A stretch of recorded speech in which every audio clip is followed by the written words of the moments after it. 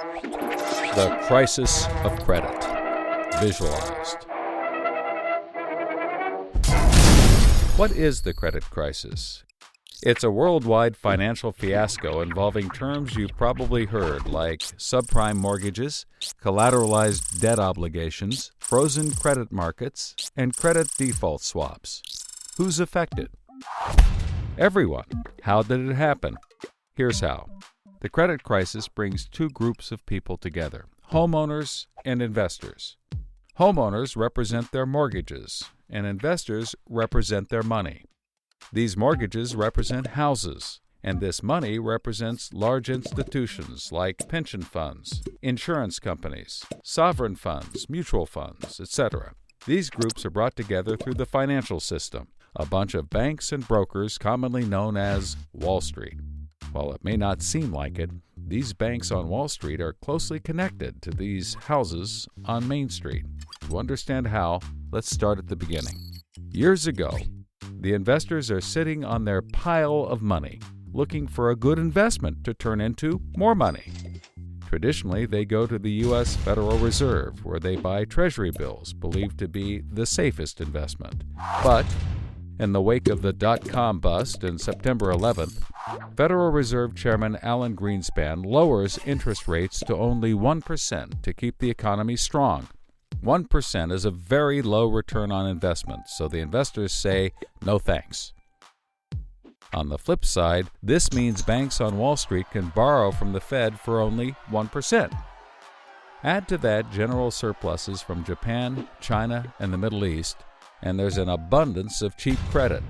This makes borrowing money easy for banks and causes them to go crazy with leverage. Leverage is borrowing money to amplify the outcome of a deal. Here's how it works. In a normal deal, someone with $10,000 buys a box for $10,000. He then sells it to someone else for $11,000. For a $1,000 profit, a good deal. But using leverage, someone with $10,000 would go borrow $990,000 more dollars, giving him $1 million in hand. Then he goes and buys 100 boxes with his $1 million and sells them to someone else for $1,100,000.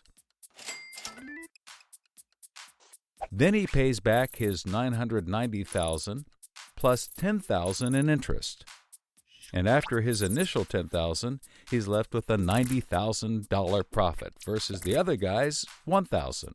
Leverage turns good deals into great deals. This is a major way banks make their money. So Wall Street takes out a ton of credit, makes great deals, and grows tremendously rich, and then pays it back.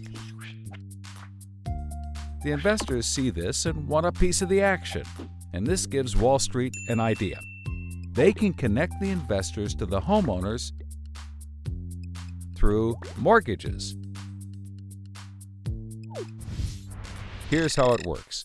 A family wants a house, so they save for a down payment and contact a mortgage broker. The mortgage broker connects the family to a lender who gives them a mortgage. The broker makes a nice commission. The family buys a house and becomes homeowners. This is great for them because housing prices have been rising practically forever. Everything works out nicely. One day, the lender gets a call from an investment banker who wants to buy the mortgage. The lender sells it to him for a very nice fee.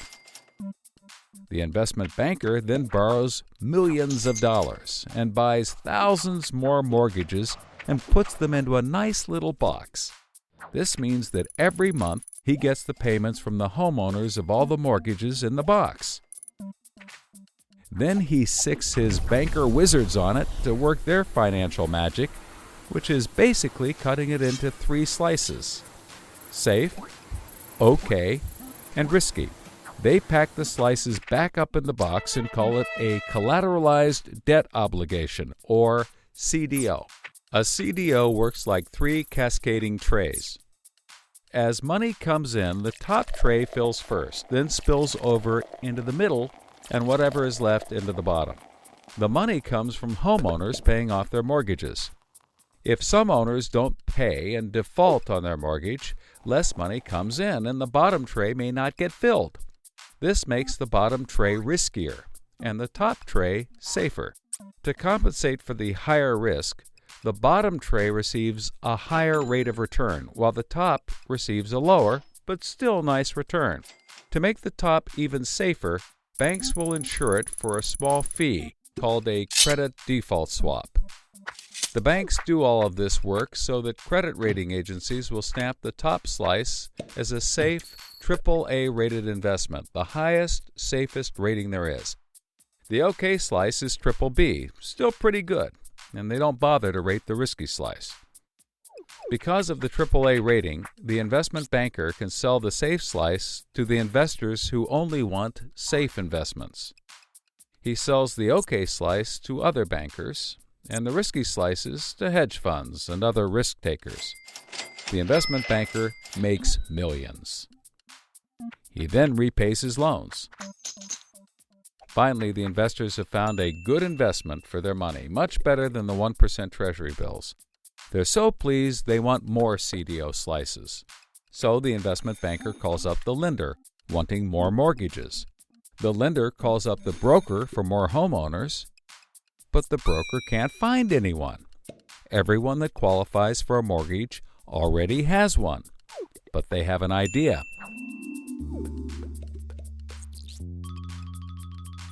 When homeowners default on their mortgage, the lender gets the house, and houses are always increasing in value. Since they're covered if the homeowners default, lenders can start adding risk to new mortgages, not requiring down payments, no proof of income, no documents at all. And that's exactly what they did. So instead of lending to responsible homeowners, called prime mortgages, they started to get some that were, well, less responsible. These are subprime mortgages. This is the turning point. So, just like always, the mortgage broker connects the family with a lender and a mortgage, making his commission. The family buys a big house. The lender sells the mortgage to the investment banker, who turns it into a CDO and sells slices to the investors and others. This actually works out nicely for everyone and makes them all rich. No one was worried because as soon as they sold the mortgage to the next guy, it was his problem. If the homeowners were to default, they didn't care. They were selling off their risk to the next guy and making millions, like playing hot potato with a time bomb. Not surprisingly, the homeowners default on their mortgage, which at this moment is owned by the banker. This means he forecloses and one of his monthly payments turns into a house. No big deal. He puts it up for sale. But more and more of his monthly payments turn into houses. Now there are so many houses for sale on the market, creating more supply than there is demand, and housing prices aren't rising anymore. In fact, they plummet. This creates an interesting problem for homeowners still paying their mortgages. As all the houses in their neighborhood go up for sale, the value of their house goes down, and they start to wonder why they're paying back their $300,000 mortgage when the house is now worth only $90,000. They decide that it doesn't make sense to continue paying, even though they can afford to, and they walk away from their house. Default rates sweep the country, and prices plummet. Now the investment banker is basically holding a box full of worthless houses. He calls up his buddy, the investor, to sell his CDO, but the investor isn't stupid and says, no thanks. He knows that the stream of money isn't even a dribble anymore. The banker tries to sell to everyone, but nobody wants to buy his bomb. He's freaking out because he borrowed millions, sometimes billions of dollars to buy this bomb, and he can't pay it back. Whatever he tries, he can't get rid of it. But he's not the only one. The investors have already bought thousands of these bombs. The lender calls up trying to sell his mortgage, but the banker won't buy it, and the broker is out of work.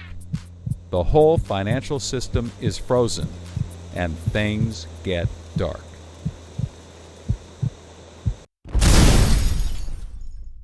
Everybody starts going bankrupt. But that's not all. The investor calls up the homeowner and tells him that his investments are worthless. And you can begin to see how the crisis flows in a cycle. Welcome to the crisis of credit.